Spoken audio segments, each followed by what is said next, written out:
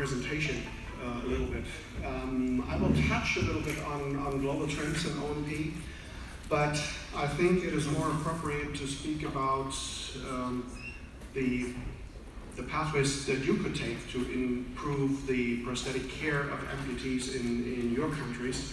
You know, when I talk about the developments in technology in the industrialized countries in Western Europe and in Northern America, this is interesting for you, but probably not really relevant for the care of your patients.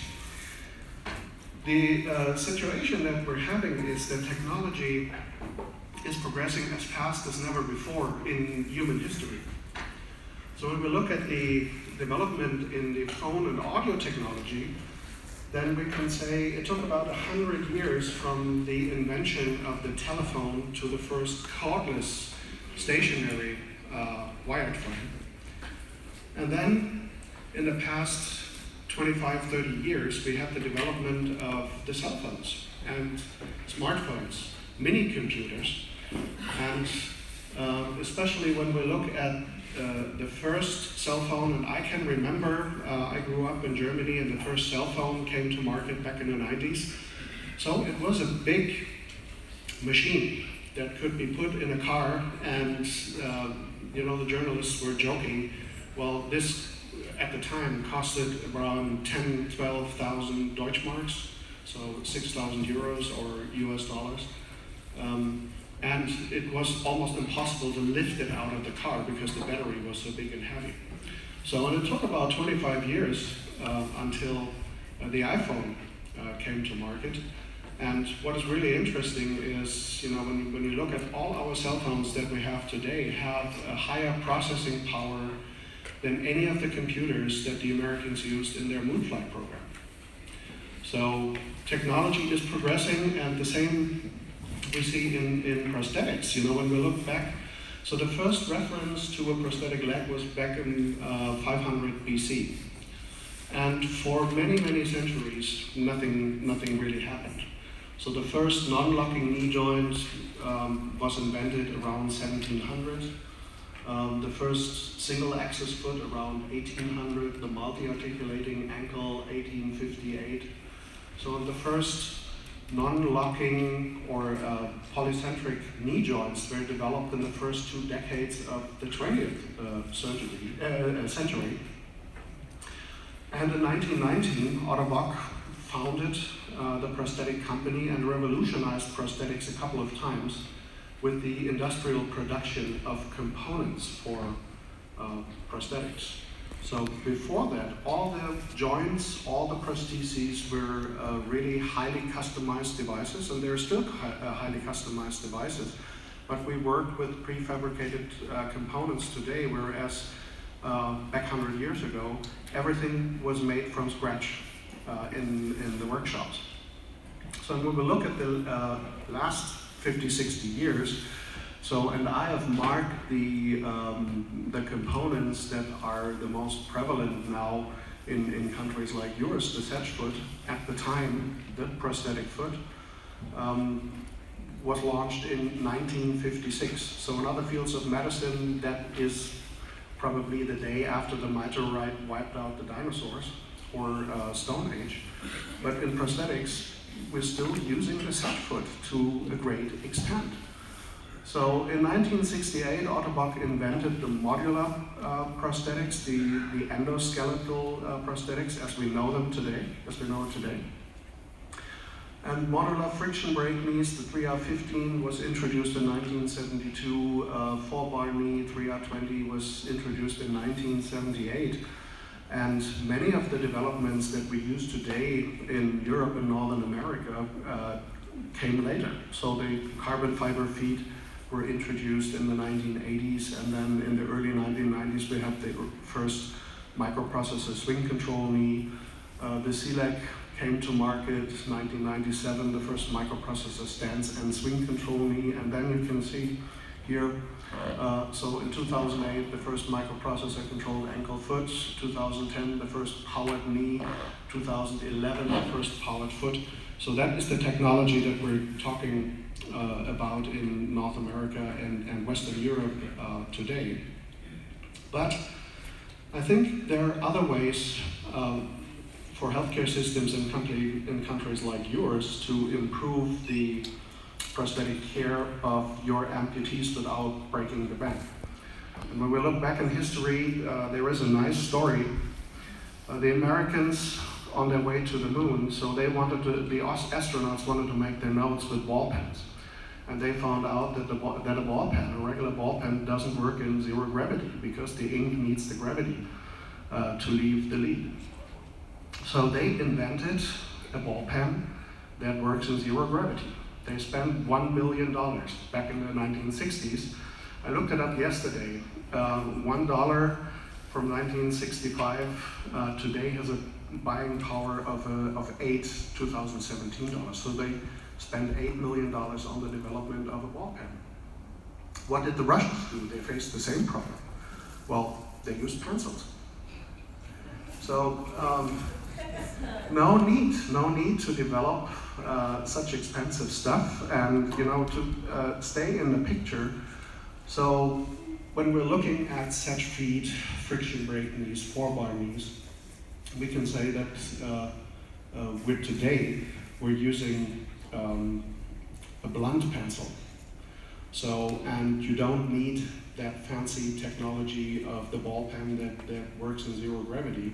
So what I would like to do today is to show you ways how you can improve. I want to give you a sharp pencil to improve the prosthetic care of your patients in your countries.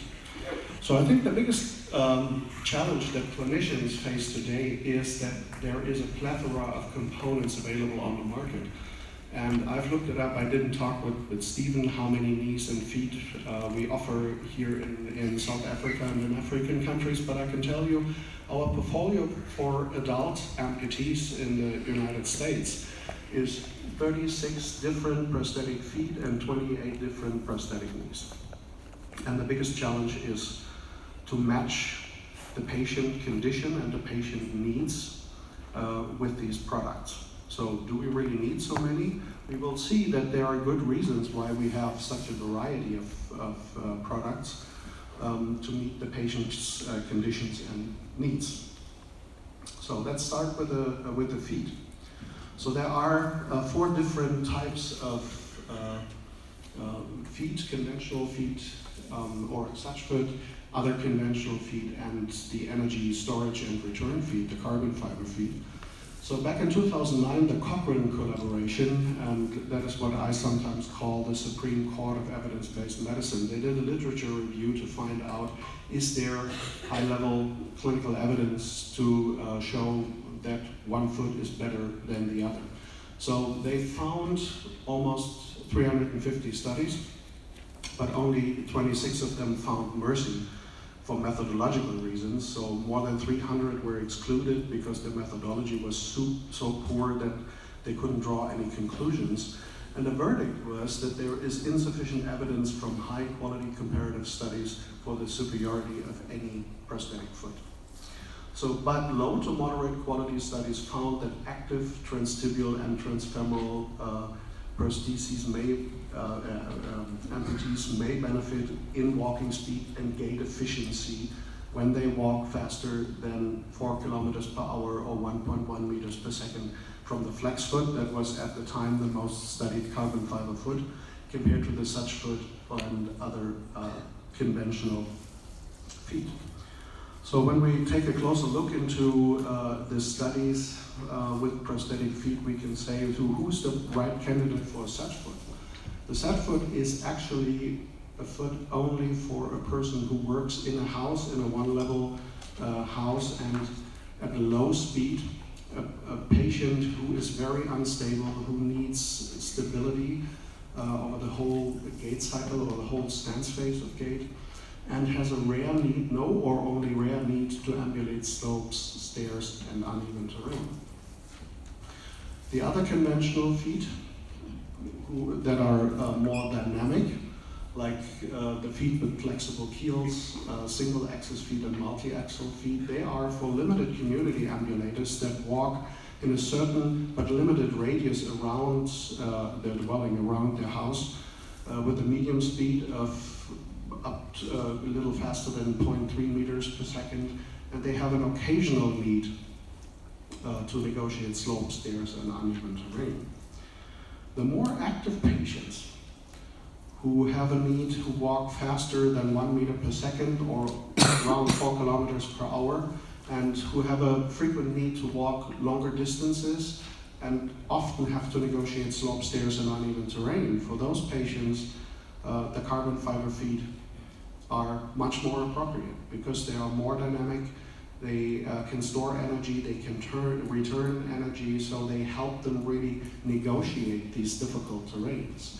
The problem with the carbon fiber feet is that there is a large variety in the properties that depends on the configuration of the springs, the lever arms of the springs, the stiffnesses of the springs, and that results in the fact that there is no ideal foot, no perfect foot for all terrains. So a foot that is really good for walking on level ground in the city is probably not the best foot when you live on a farm or in a rural area and you always have to walk on uneven terrain, or you live in a hilly area or mountainous areas where you have to negotiate slopes and hills. So it is very important to analyze and to walk through these important questions with the patients, what they do most of the time to find the best foot. And it's always the challenge to find the best compromise, because there is no perfect prosthetic foot. So it is not enough to just offer one carbon fiber foot. So you should think about offering a variety of carbon fiber feet and have the patient test them and find out what's the best foot for their individual condition and need. So let's come to the prosthetic knees. This is even a little more complicated. So the most important question when it comes to prosthetic knees is there are various classifications, and all of these classifications don't really help us to select the right knee for the right patient. And back in 2004, there was a publication from Otto Bock's head biomechanist at the time, unfortunately only in German, and he classified the knees by their ability to allow for controlled knee flexion in the weight-bearing condition. So why is this important?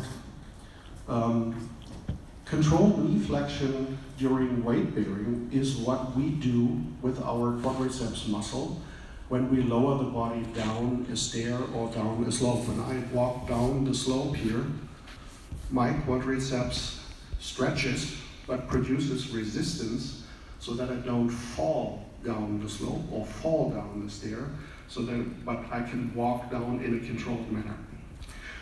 And when we look at the abilities of prosthetic knees, so the controlled knee flexion during weight bearing simulates the eccentric action of the quadriceps muscle stretching against resistance for lowering the body down a slope or stair. So this is what we really need for slope and stair ambulation, for reciprocal slope and stair ambulation. So when we look at the knees, there are knees who don't allow any knee flexion during weight bearing at all. There are knees that allow for limited knee flexion, and there are knees that allow for full knee flexion. So the whole radius or range of motion. So the knees that don't allow for knee flexion are the locked knee. Well, this is locked all the time, unless I unlock it for sitting down. The friction brake knee, so that is the knee that is standard in many developing and emerging countries.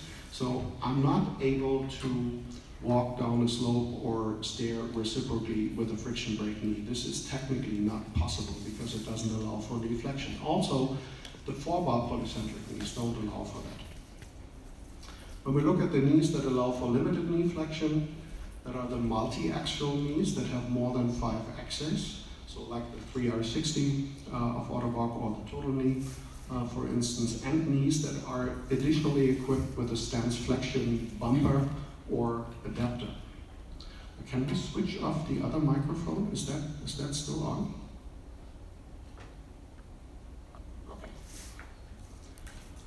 And the knees that allow for unlimited knee flexion that are hydraulic knees. So when I use a hydraulic unit, that is able to really lower the body down a slope or a stair, so that the patients may be able to walk in a more or less natural manner down a hill or slope in a city or staircases. So we look at the friction brake knees, and there are various types, and I can have only the time to touch on the basic mechanisms. So compared to a locked knee, a friction brake knee has the big advantage that it has a free swing face. So with a locked knee, I can only walk with a locked or stiff leg all the time. So it is locked in the stance face, it is locked in the swing face. A friction brake knee unlocks for the swing face. I can swing the leg through. I have better toe clearance for that.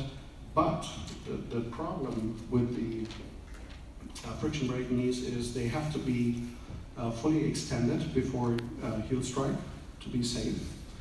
They don't allow for stance flexion that we need for shock absorption. So one big problem is when we use the knees that don't allow for stance flexion for shock absorption in level walking, is that patients usually develop low back pain over time. It does not allow for knee flexion at late stance. So when we walk as non-amputees, what we do is that we flex the knee already when we, in the late stance phase, we're still putting weight on the leg, but we're already flexing the knee. This is the normal gait pattern. With the friction brake knee, this is not possible. The friction brake knee has to be completely unlocked before I can flex it. So when patients use a friction brake knee, they have to relearn the whole gait cycle, and that is very important then when it comes to the rehabilitation team and the physical therapy. So the physical therapist needs to closely understand how the knees work and how the feet work to train the patients that they can properly use the prosthesis. And also, as I already said, it does not support reciprocal gait on uneven slope or stair descent. We look at the 4-bar polycentric knees. They're usually pretty safe at heel strike. The big benefit of all polycentric knees is that they can shorten the calf during swing, so they mimic the natural knee, so they produce improved foot clearance. They also allow for knee flexion at late stance, so a more natural gait pattern. When patients are trained to use a 4-bar knee, they can remain a more natural gait pattern and don't have to relearn everything. And they allow also for easy knee flexion for sitting down and shortening of the calf during sitting, and that produces a much more natural appearance. So the disadvantages of the 4-bar knees is they're only safe in full extension because the instantaneous center, they have a moving center of rotation, and when the knee is flexed, it moves downward to the knee quickly and becomes very unstable. They also don't allow any stance flexion for shock absorption, and they don't support reciprocal gait on uneven terrain and slope and stair descent. So that brings us to the polycentric knees that have more than 4 bars or more than 4 axes. They may support for limited stance flexion for shock absorption, and also may support reciprocal gait on shallow slopes and slightly uneven terrain. So when we look at the 3R60 of Otto Bock, for instance, it allows for up to 15 degrees of stance flexion for shock absorption, and the stance flexion is controlled, it is buffered, and that is enough to walk on slightly uneven terrain and slopes with an inclination of up to 5 degrees. So when the slopes get steeper, this is not enough, but depending on what the patient really needs, what the patient encounters in his or her daily life, that might be enough for patients who live in a city, for instance. The disadvantages, as all mechanical knees, they require full extension at heel strike, and also these multi-axial knees do not support reciprocal gait on heavily uneven terrain or steeper slopes and stairs.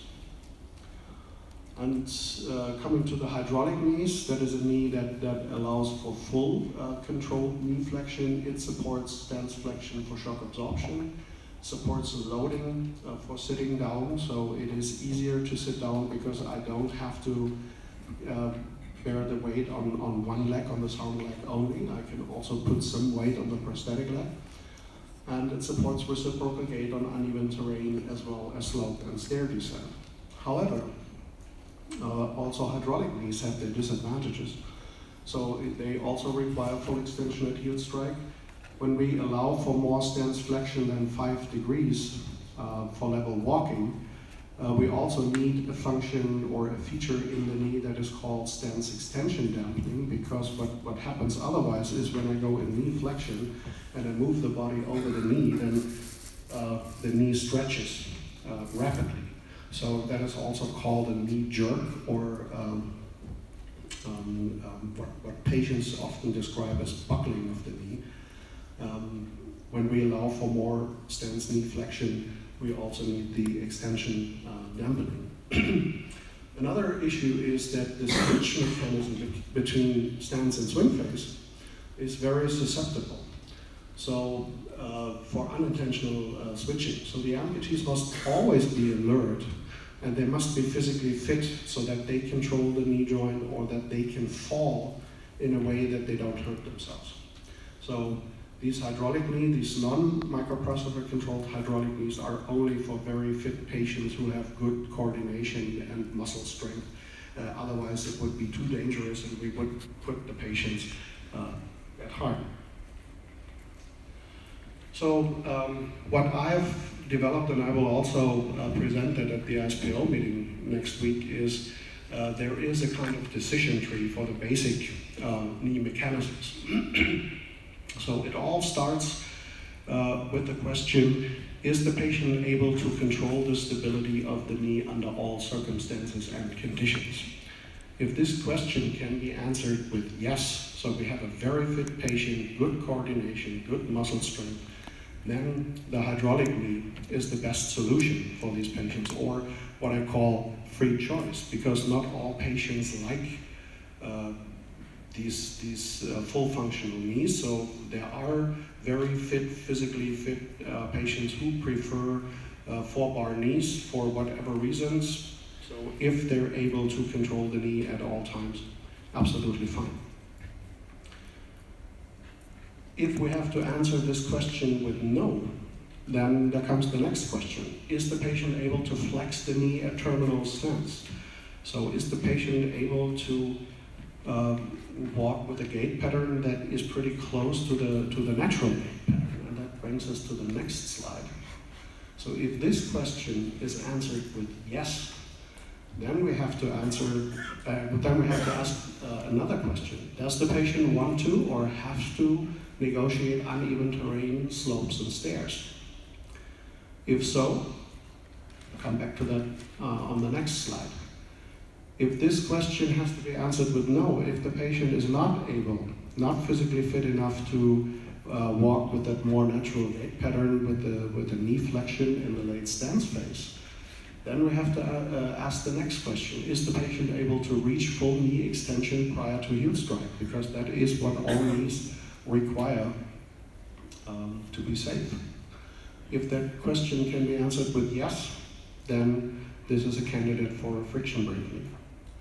If this question has to be answered no, the patient cannot make sure that the knee is fully extended prior to heel strike and thus safe, then the question is the patient able to unload the prosthesis and unlock it for sitting down? If yes, then I can give him a locked knee. If no, the patient is probably better off with a so-called hyper-stabilized 4-bar knee that during walking looks like a locked knee. It is almost impossible to initiate the swing phase, but for sitting down, I don't need to unlock it. I just need to reposition the leg to bring the weight force behind the knee to flex it. So when we have those patients who are able to flex the knee in the late stance phase, And we have that question answered with yes, does the patient want to or have to negotiate uneven terrain, slopes and stairs? Then we have a split answer or split next question. Does the patient have to negotiate steeper slopes and stairs, or only shallow slopes and slightly uneven terrain?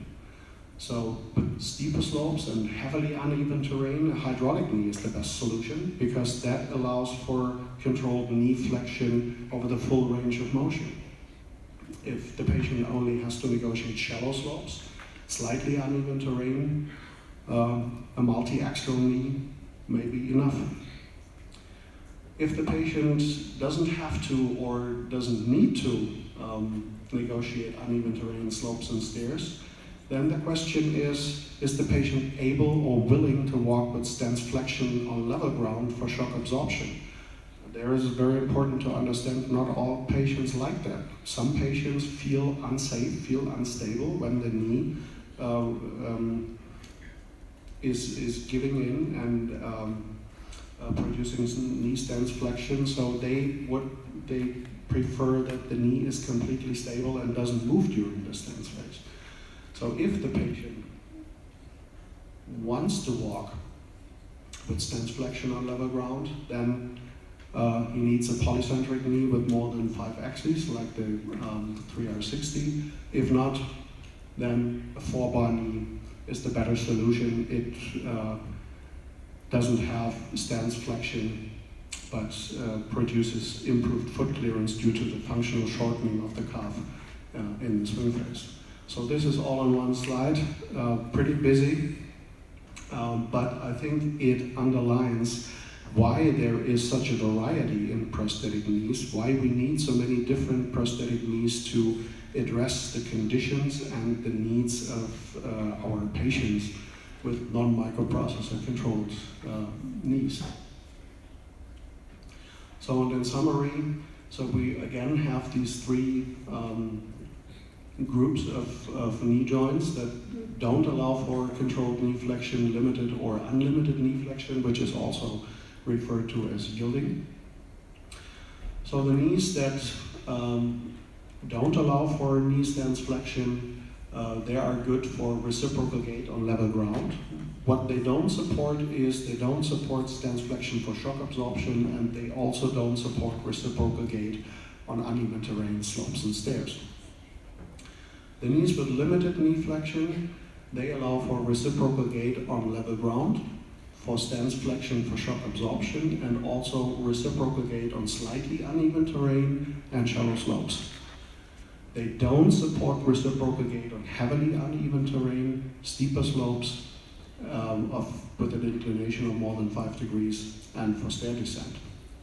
Hydraulic knees allow for shock absorption and also for reciprocal gait on all kinds of terrains, but be aware, the switching mechanisms are very vulnerable, very susceptible. The patient has to be alert and fit enough to prevent a fall or to fall in a manner that doesn't result in an injury.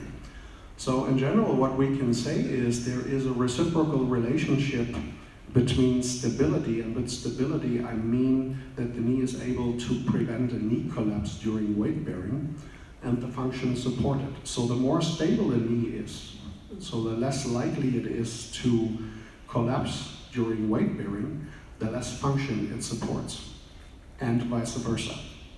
So the hydraulic knees support nice function, but they're very susceptible. So they're only for well-trained, really fit patients with good coordination and muscle strength. And what we also have to look at is that this kind of stability, just collapse during weight bearing, is not the same as safety. When we talk about safety, there are more components.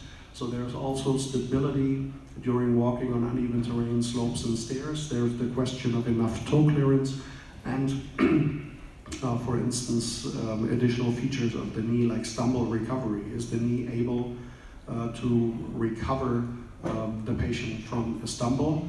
And what I can say is that non-microprocessor knees, all the knees that we've discussed so far, are not able to provide stumble recovery. That is where the microprocessor knees come into play. With these mechanical knee joints, I always have to find a compromise for an individual patient. So how much stability does the patient need? How much function does the patient need? What is the basic condition of the patient? I always have to find a compromise between function and safety. Only microprocessor knees have been able to marry these two aspects. So they provide superior safety. It has been shown that they reduce stumbles and falls, they reduce indicators of the risk of falling, they provide improved balance and improved confidence. But they, at the same time, they also provide improved function. So improved negotiation of stairs, slopes, obstacles, uneven terrain, reduced cognitive demand. So when patients walk and want to do something, carry objects or talk on the cell phone, for instance, this has been also shown to be improved with microprocessor knees, potential to improve overall mobility level and superior patient preference and quality of life. And we have meanwhile almost 50 peer-reviewed English language publications on the CTICC and 14 on the Genium and the X3. So that are the most studied prosthetic components in the world, whereas for the mechanical knees, well, we all sometimes call them traditional knees. And when we look back, what kind of research was done in the 70s and 80s, in hindsight, from today's perspective, we wouldn't even call that research.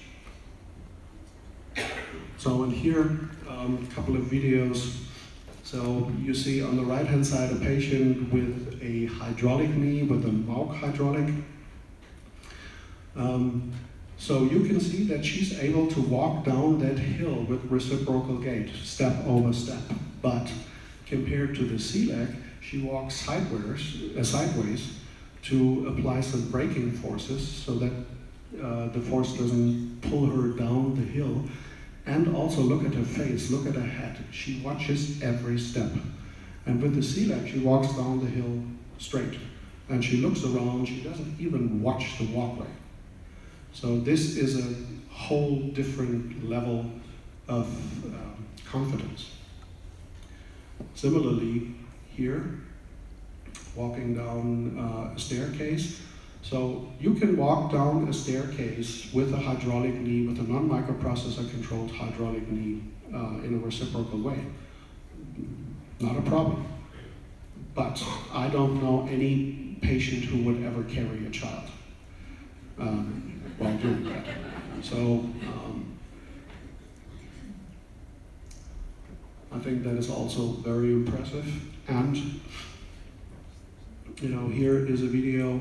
This patient this is very early in the rehabilitation process after the amputation. The patient uses a polycentric knee, and when you watch closely, when he turns around, you see that the knee is not fully extended. It is slightly flexed.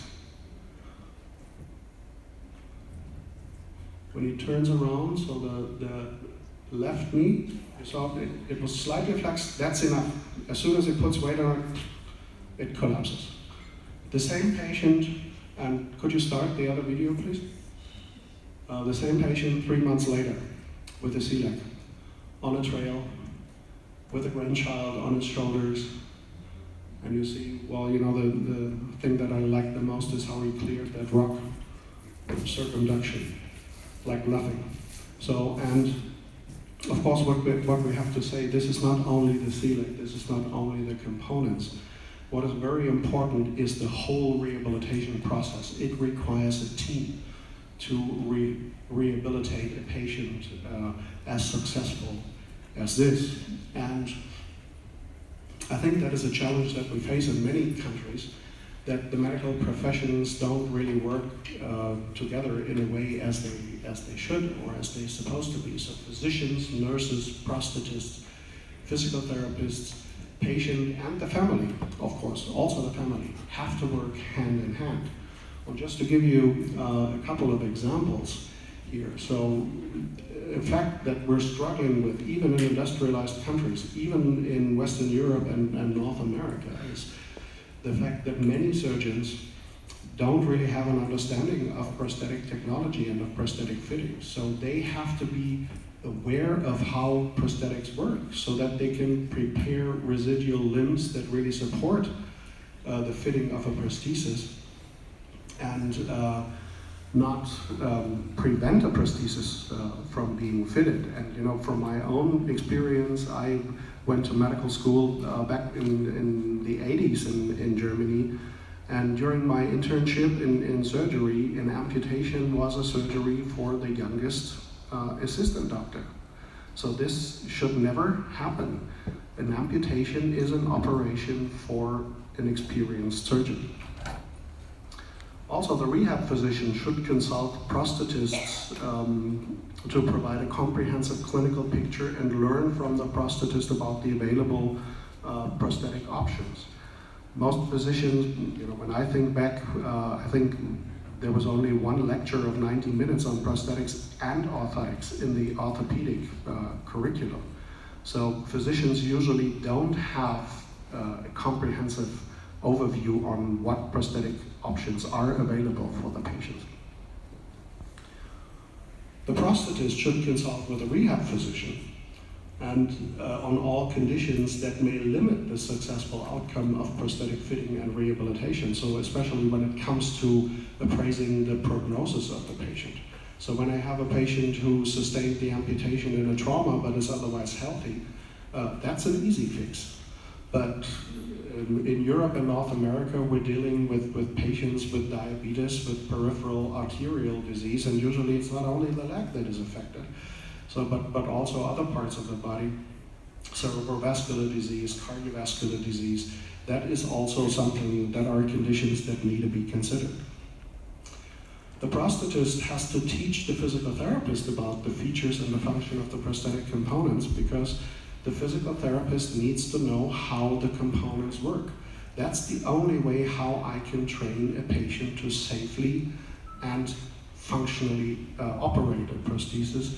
And the physical therapist, they also should have an understanding, because otherwise, if I teach the patient, or if I don't have an understanding of how a component, of how a knee especially works, then it is impossible to train the patient how to operate the prosthesis safely. So when I have a patient who uses a non-microprocessor hydraulic knee, it is very important to train falling with them. And to train them, you know, if the knee buckles, if the knee is about to collapse, how can I stabilize the knee, or how can I fall to not hurt myself? So it is a big interplay. There are a lot of ways how you can improve the prosthetic care of patients, of amputees in your countries. There is a lot of components available that don't break the bank. But what is also, I think, the very important message of mine for today is that, and that is what we have to work on in Europe and North America as well, is to improve the collaboration within the whole rehab team. So all the medical professions have to work together to achieve a successful rehabilitation of our patients. Thank you. Just a bit about myself. I happen to be an occupational therapist. I worked for the government in South Africa most of my life, including Chris Hani Baragwanath Hospital, and I'm now at head office. But I've always been very interested in spinal cord injury. So I'm going to talk to you about the African Spinal Cord Injury Network, and possibly what lessons can we share between the management and the governance of the African Spinal Cord Injury Network and the SADC meeting that you're having. Some of you I've seen, and some of you I'm trying to get to the next African Spinal Cord Injury Network. Cecilia I know from last year in Botswana, etc. Will you tell me when it's my time is up? I can carry on, as you would know.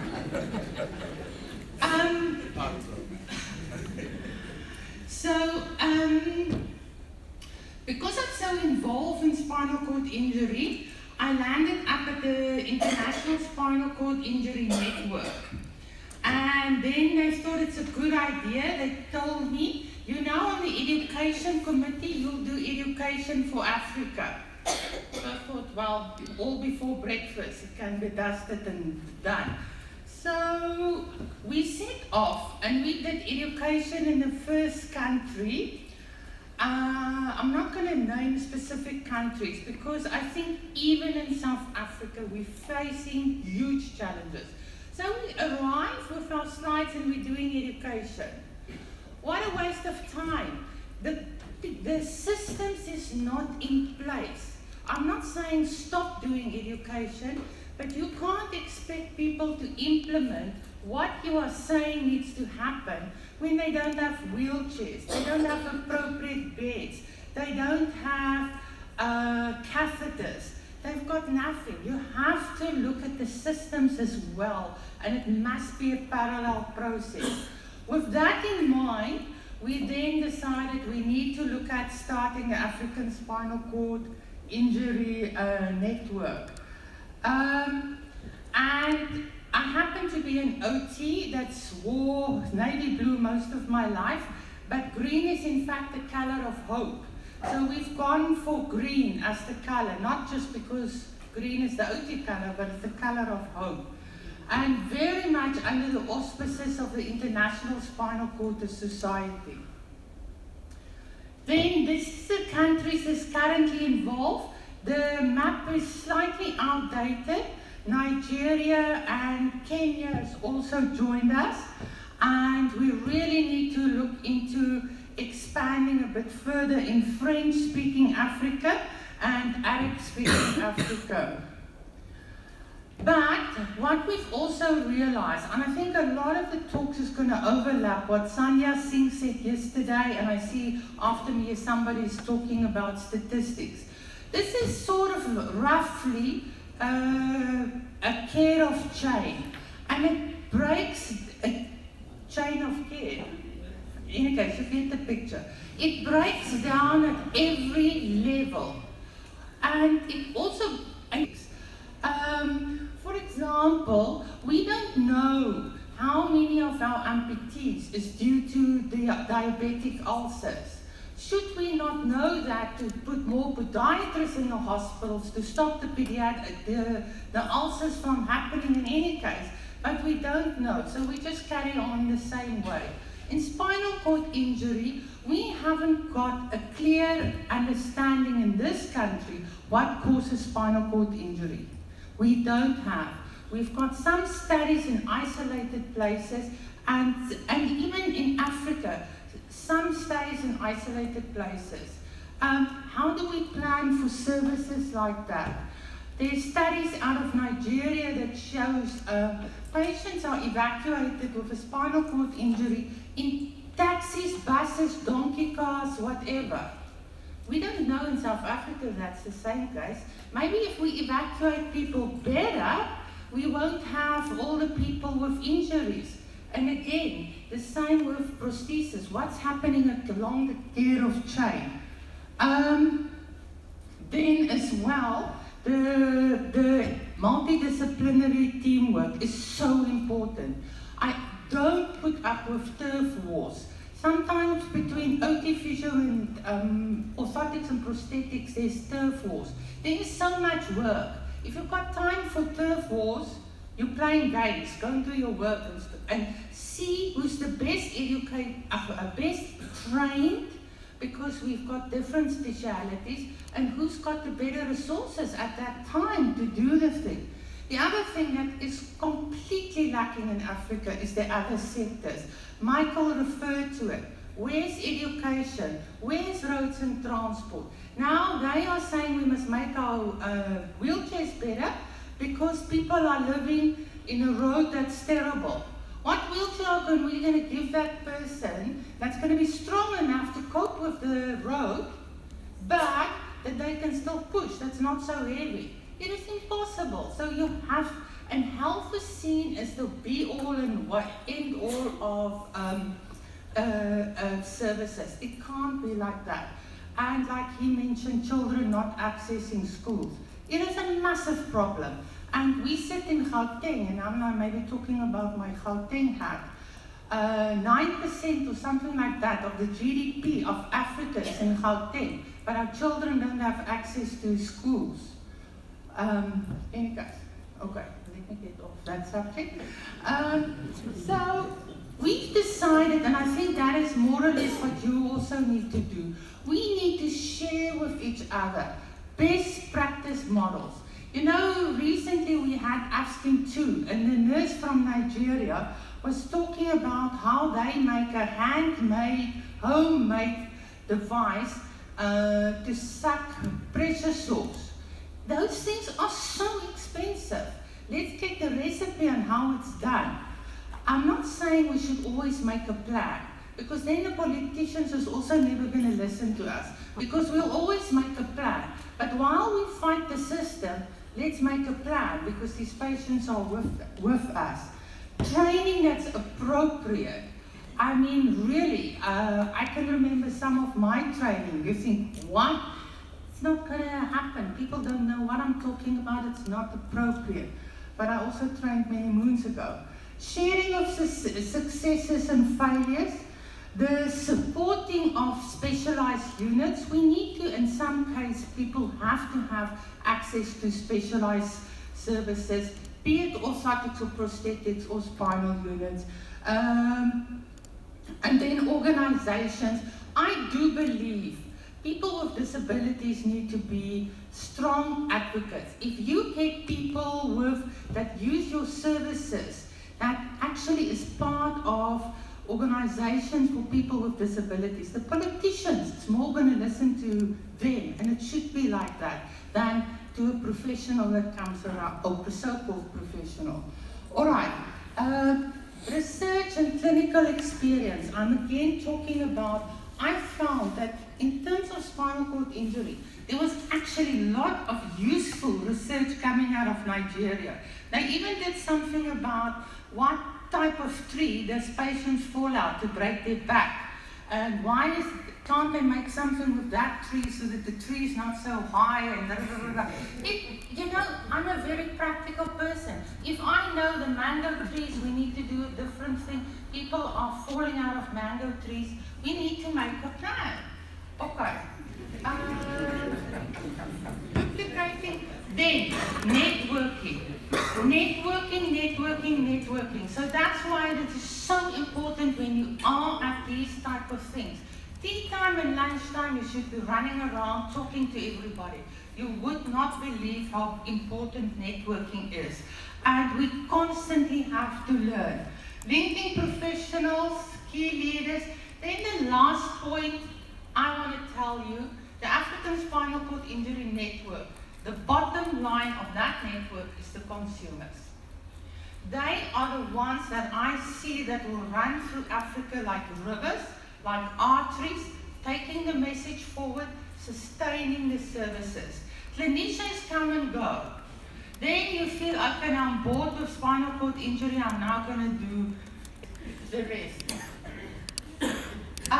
Also, our services relatively is small in the bigger picture. We've got to realize that. Just to say, for example, strokes is becoming a huge problem. So there's around 440 South Africans having a stroke a day, of which 70 die and 140 is with a life-changing disability. Now, we don't have similar figures for orthotics or spinal or etc. We need to also realize how we, in the helicopter view of the services, where do we fit in? I also just want to mention cerebral palsy, which is just maybe an interesting fact, that in Gauteng government we spend 25% of our wheelchair budget actually goes to cerebral palsy. All right, just as an interesting fact. Okay, then data collection. This is a huge problem. We don't know what we're talking about. A lot of countries are running constant data registers. But the problem is, in our country, countries, if you want to collect data, it is going to be you that's going to sit and fill it in an Excel spreadsheet, etc. There's not going to be data capturers, etc. Then there's patients at the door, and you think, I'll rather go and see these patients than, in fact, sit and collect data. So it's a huge problem. And then also, I just want to say, in terms of if we have more detailed data on prevention, example, I think you might have a diabetic amputations versus traumatic amputations. We can work with it. Our Minister of Health said in one of his, and I don't know if I quoted him exactly correct, but he said, all of you sitting in the hospital waiting the disaster to come to the hospital. Why are you not out there stopping the disaster? And in a country like this, and in countries like Africa where we don't have money, we've got to stop the disasters from hitting us. Okay, and at the moment, it is so difficult to budget for services because our data is so terrible. I think I've talked about this, that we have to network and work together across sectors, across countries, across disciplines. Then I just want to say AFSCIN leaned very heavily on the World Health Organization's perspective on spinal cord injury. That talks about the health system strengthening. Please Google this document. You can actually build up a service or plan for a service using this document. Although it is there for spinal cord injury, you can do it for any service. Okay, and it's on these 6 pillars that it looked at. So we are looking at AFSCIN, how we can improve all of these. We've just had AFSCIN 2, and we, again, the 4 big ones that we are looking at are these 4. We also have to use what is available in the countries. Many of our countries have got community health workers. How can we use them without abusing them? We need to think outside the box. And I think, like all of us, enough talking now. Can we get going now? And we need to get sustainable solutions. Like we recently I was in a spinal unit up in Africa. They don't have wheelchairs to rehab the patients in. So the patients are in bed. So I know I can phone Stephen or any of our suppliers, cry a few tears, go and deliver, please, charity chairs there for 10 patients. Is that a solution? No. Because then those patients don't have chairs to go home with. So they go home in the chairs that's got donated, and we're back at the problem. We have to find sustainable solutions to this. And I think you're all aware of the GATE document. I personally, if you're not, it gives a list of the priority assistive devices. When we looked at this in AFSCIN, nobody is even close to providing this minimum list. There is some danger that the competition says as soon as we've reached the minimum list, you're not getting more. But at this point, this is a benchmark that I think nobody is achieving, and not even the private sector in South Africa. I also just want to talk about that we need to think outside the box. I was also in a spinal unit where a patient with a traumatic spinal cord, C5 fracture, I think, she was waiting for surgery. They had nothing to actually stabilize her spine. So the spine was, she could do this while with a soft collar. If there's an OT or a orthotics and prosthetics person, we need to try and make a plan. There's one neurosurgeon in the country, she must wait in the queue. What is the plan that we can do to make sure there's a better outcome for the patient in the interim? I'm not going to go to this because I get so angry. These damn chairs, is that a swear word? We need to get out of Africa. I don't know how we're going to do it, but they need to go. There's nothing good about this wheelchairs. nothing. And you find that the people actually, they go to a charity event and they say, ooh, we've donated 4,326 to the people of Africa. What good did those wheelchairs do? There you go. And then our dear disc chemists now in South Africa decided they're selling this nonsense. And this is happening all over Africa. We need to block this, and it's one of the things the African Spinal Cord Injury Network will look into. Accessibility, you know all the stories. This is the new Rio via buses in Johannesburg that's accessible. It's a terrible photo. At the moment, I am the office. So please email me at that email address. I might not respond immediately because I'm the office, I make the tea, I do everything, and I've got a full-time job. And we've got a website. We've just a month ago had the AFSCIN 2 in Dar es Salaam, which was unbelievable. And there's some of our consumers in Dar es Salaam. Can I just say, George, I've already spoke to him. We're still looking at the dates, but AFSCIN 3 will be in Zambia. And please, between these two bodies, we need to share ideas and etc.